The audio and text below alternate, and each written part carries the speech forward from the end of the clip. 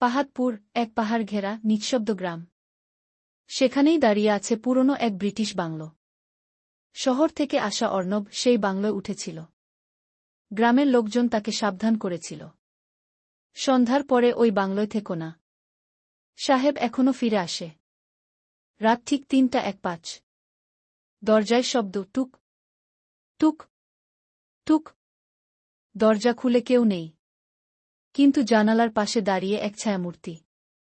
মাথায় টুপি, সাদা পোশাক, ফাঁকা চোখ। ছবি তুলতেই সে মিলিয়ে গেল। ক্যামেরার ছবিতে লেখা, চলে যা, সূর্য ওঠার আগেই। সকালে পালাতে গিয়ে বুঝ, কুয়াশা তাকে ঘিরে ফেলেছে। সময় আটকে গেছে ঠিক ৩:০১। অর্ণব আর কোনোদিন ফিরে আসেনি। তবে আজও রাত হলে বাংলোর জানালায় একটা ছায়া দেখা যায়, ক্যামেরা হাতে।